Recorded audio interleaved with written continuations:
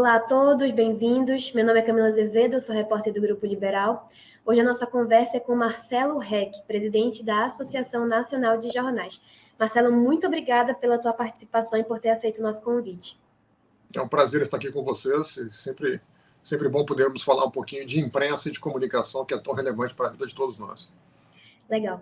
O nosso assunto hoje é sobre uma recente decisão do STF que responsabiliza jornais sobre declarações dadas a terceiros, né? Essa situação vem de um processo que foi iniciado em 1995, trata sobre uma ação movida contra um ex-deputado federal, hoje em dia já falecido, o Ricardo Zaratini. Ele entrou com uma ação contra o jornal Diário de Pernambuco devido a uma declaração que eles deram, que na época foi julgada também como sendo, né, pelo movedor da ação, foi julgada como improcedente. E aí o recurso ele foi jogado para o STF em 2017 e recentemente saiu a decisão. Marcelo, a gente tem aqui alguns argumentos dos magistrados, inclusive o Alexandre de Moraes. Ele disse que a liberdade de imprensa ela tem que ser feita com responsabilidade. O voto dele foi o voto mais seguido entre todos os outros, o Dias Toffoli seguiu, o Fux. E aí eu queria entender do senhor como que o senhor avalia o argumento do ministro. Bom, primeiro preciso dizer que a imprensa, de uma forma geral, a imprensa profissional, né, os jornais, mas também rádios, televisões e sites de jornalismo também entende que a liberdade deve ser sempre exercida com responsabilidade.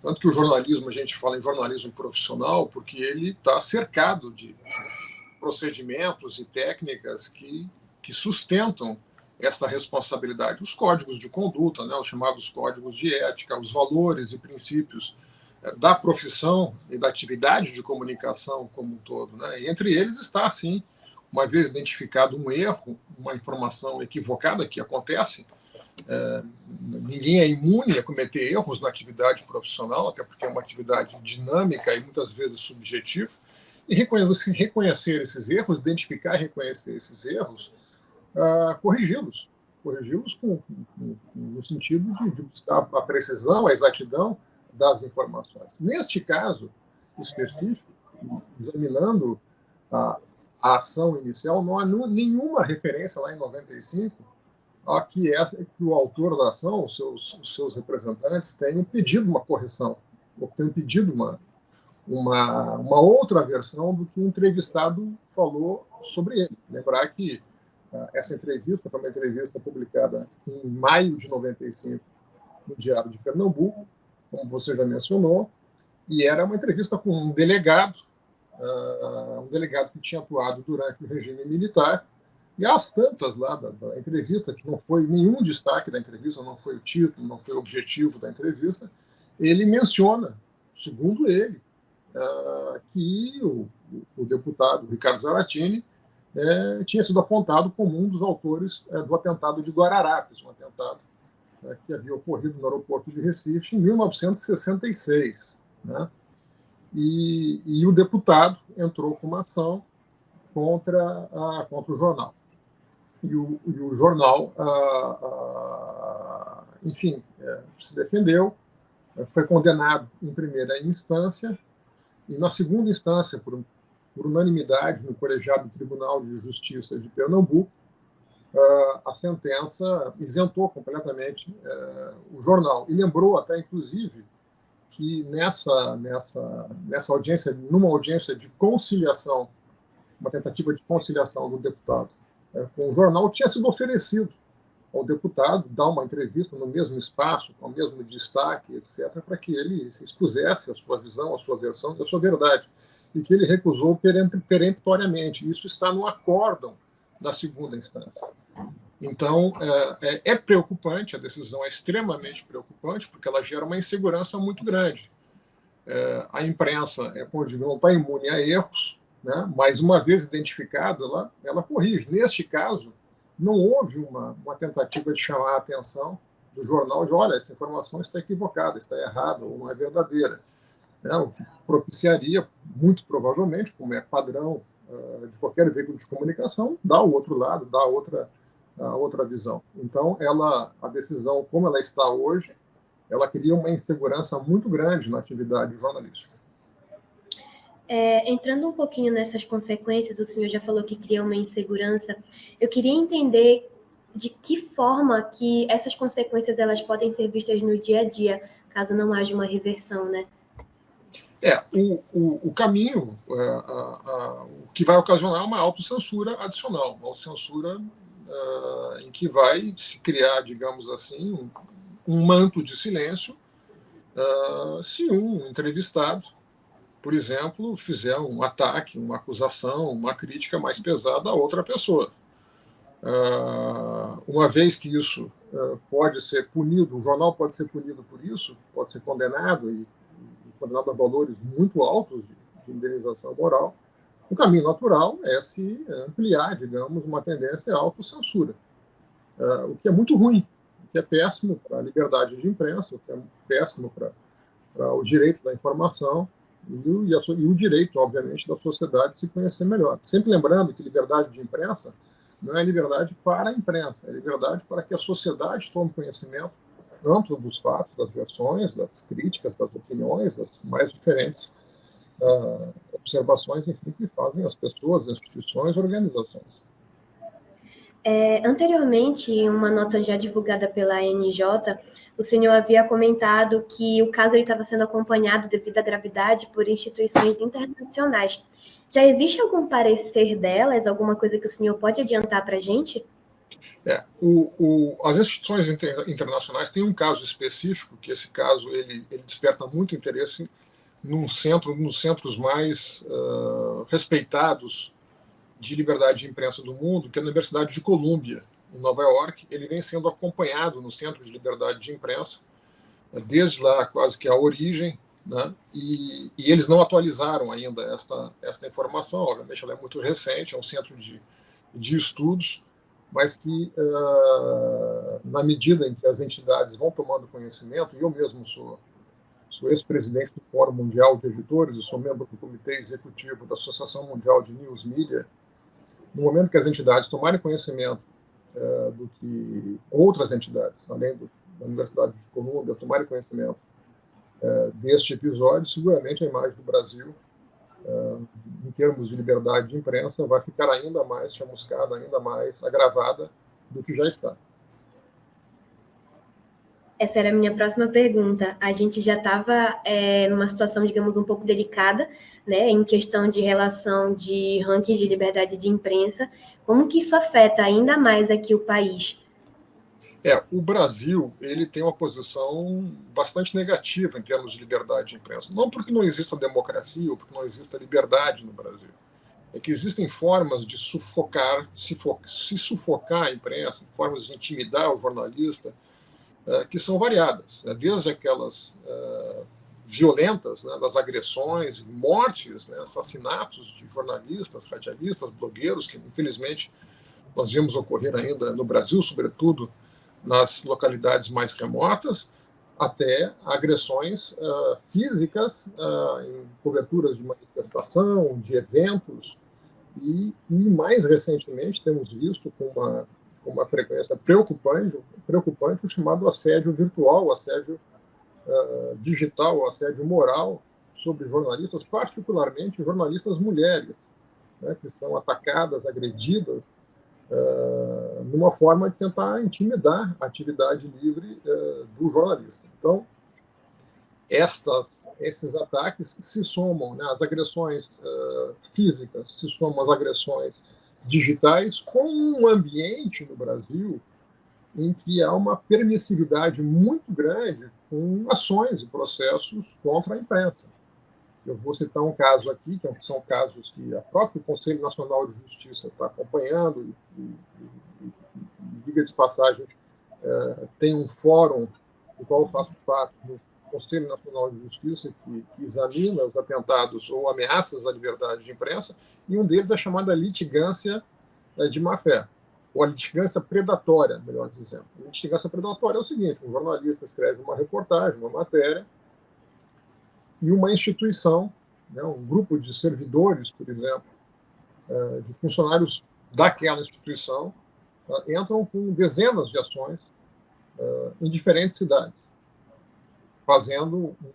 tornando uma litigância, como se diz, predatória. Significa que o jornalista, os advogados do veículo de comunicação, testemunhas, enfim, prepostos, têm que estar presentes em dezenas, às vezes centenas de audiências, o que inviabiliza a própria atividade profissional. Então, essa litigância, ela acaba intimidando diante da ameaça de o jornalista sofrer dezenas de processos que depois não vão dar em nada.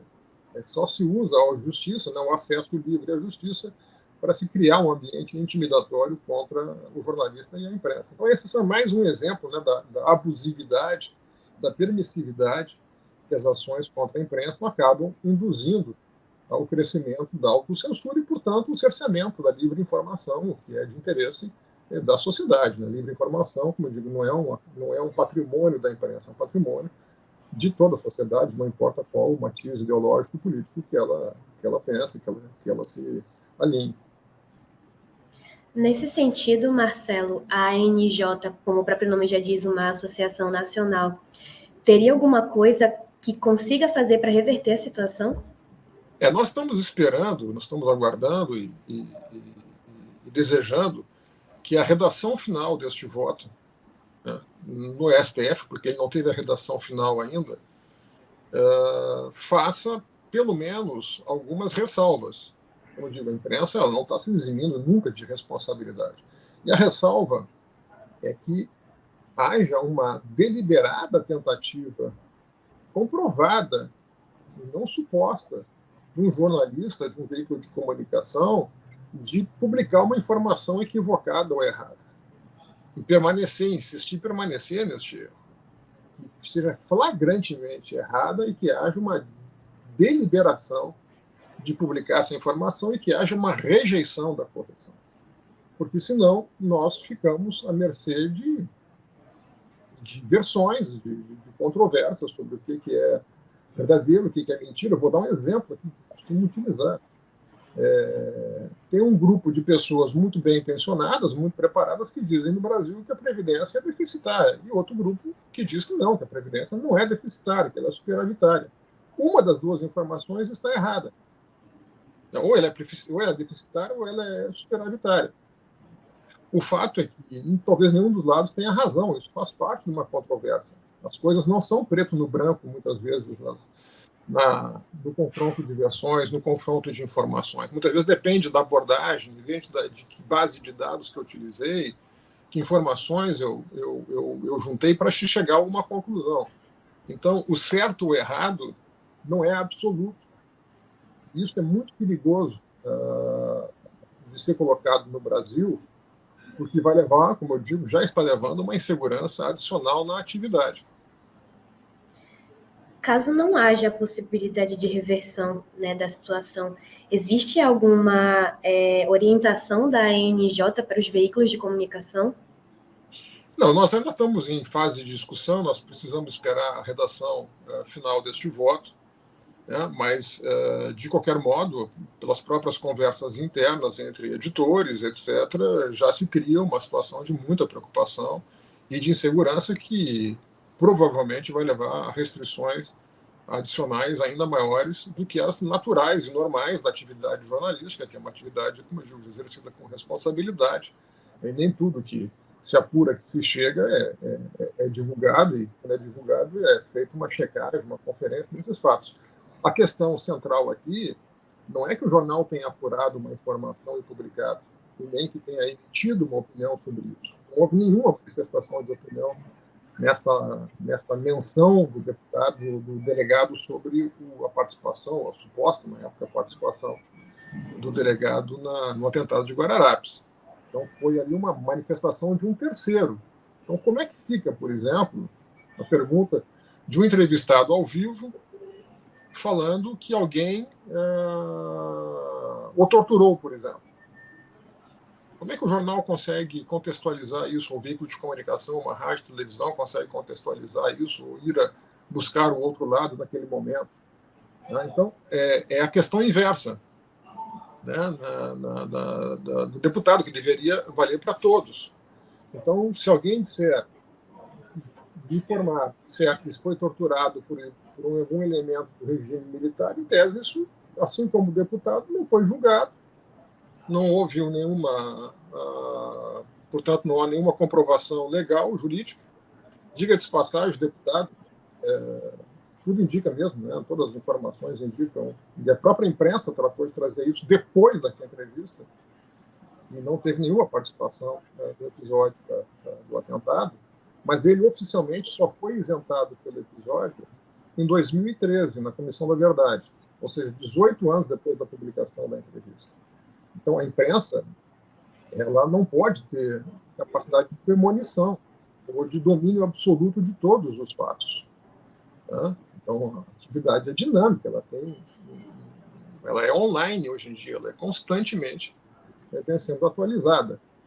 E ser condenada por uma informação, por declaração de um terceiro, que no futuro venha a se declarar mentirosa, ou falsa, ou equivocada, nos parece realmente uma restrição muito grande à atividade livre da imprensa no Brasil. Perfeito, Marcelo. Tem mais alguma coisa que você gostaria de acrescentar para a gente?